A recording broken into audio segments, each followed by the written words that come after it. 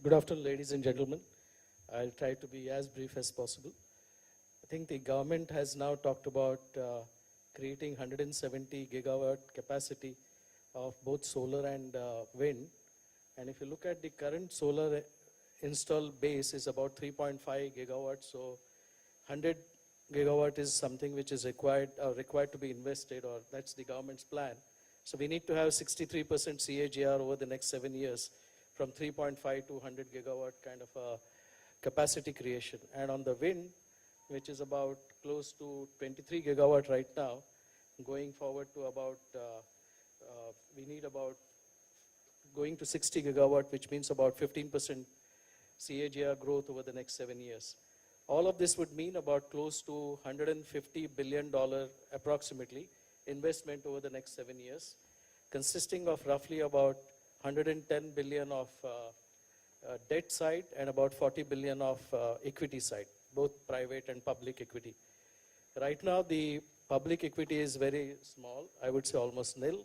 And as far as the private equity commitment is concerned, right now the invested and the committed amount on the private equity side is about 2.5 gigawatts. So if you look at private equity, the ask is from $2.5 billion going to about $40 billion over the next 7 years. And as far as the debt is concerned, maybe from close to $12 billion to going to about $110 billion. So that's a huge kind of a capital ask both on the equity and on the debt side. Now, if one has to look at the way today the financing is done, it's done on the debt side by traditional banks, more by the public sector banks and NBFCs. And as I mentioned, this 10 or $12 billion kind of a debt is roughly funded by 60% by the banks and about 40% by NBFCs, including the public sector NBFCs which are in the power sector. And if you are looking at the private equity, which is about 2.5, there's very little participation from the traditional private equity investors like pension funds, insurance companies, sovereign funds. That's very small kind of a participation right now. Of course, most of these people are interested. The global investors are interested in looking at this investment in both private equity as well as on the debt side. And as I said, on the debt side, one will have to look at the new platforms like infrastructure debt fund or the investment trust. Some of the other products have been already spoken about by my colleagues from the international side. So all these investments will come into these new formats, but there are still some tax-related issues which are not resolved by the government, and that may become an impediment in terms of creating these new vehicles for investment. Other risks which are there, I would say, is there are about at least 6 or 7 major risks which are to be addressed by the central government as well as by the state governments if a good investment base is to be created or financing option is to be created both on the debt and equity side. The first being the current state of health of the state electricity boards which are in the distribution of the power, and the cumulative losses of all the state electricity boards are about $45 billion. So a significant revamping of the ACBs is required to be done before we see significant investment coming into both on the debt side and on the private equity side. At the current status of the ACBs, I'm not very sure whether the big insurance players or pension funds or the sovereign funds would be interested in making huge investments either on the debt side or on the equity side. The second risk I expect is going to be the land availability.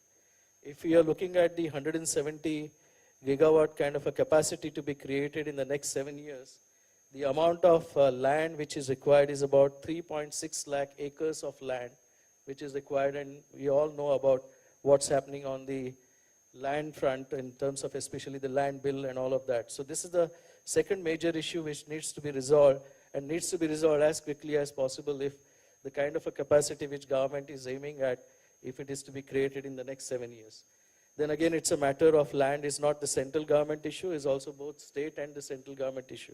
So all the states and at the central level, one needs to work in a very orchestrated manner in terms of resolving this issue. The third risk, I would say, is the technology risk, more on the solar side, with the technology continuously improving and the cost of power coming down or cost of solar energy coming down. So naturally, that's the third risk which will be factored by the investors in terms of how one should take the calculated risk on the technology side. So that's the third risk. The fourth one is the project implementation risk.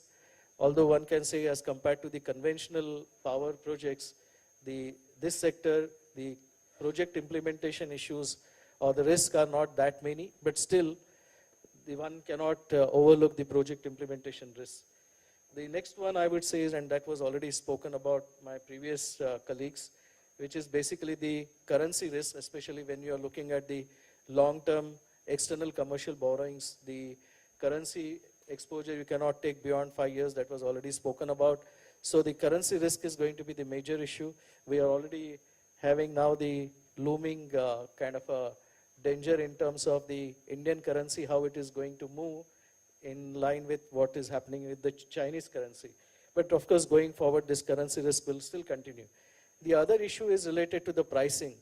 I think the risk understood by the PSU banks, which fund about 60% of the projects, I think the risk appreciation by the Indian lenders is still limited, and therefore you find very limited pricing kind of a range between the pricing at the time of construction and the pricing at the time of the post-construction after the project is implemented. So I think, and of course related to that is also the covenants which are being stated by the lenders. They are still, in my view, lax, need to be strengthened. And of course, with the international players coming in, I expect the financial and the operational covenants to be becoming stronger and more stricter in terms of the implementation. And of course, finally, I would say is the risk associated is the consolidation risk. This point was also mentioned earlier. Right now, there are many small players, and you will see the consolidation happening in a big way. And when consolidation happens, then of course the lenders sometimes do face a problem, especially if the consolidation happens, those of companies which are underperforming and they get consolidated. Naturally, the lenders expect some kind of rather the new acquirers expect some kind of haircuts in terms of financing options. So these are the risks. I think the opportunity is quite big. Because I would like to cut short my discussion here because the time made available was only 7 to 10 minutes. But I have tried to capture all the points. I think the opportunity is quite big. At the same time, the challenges are quite daunting. I must also say that the international investors, and I've met many of these international investors, they are very much interested in coming into the both conventional and non-conventional, and more particularly the non-conventional energy sector financing. They believe that in India there is a huge opportunity, but I think at the same time they are wary of many of these risks which I talked about. So I think if government, both public and private sector, can address these issues on priority, I think one can see a big potential for investment as well as for creating this non-conventional energy field of about close to 170 gigawatt capacity. Thank you. Thanks a lot.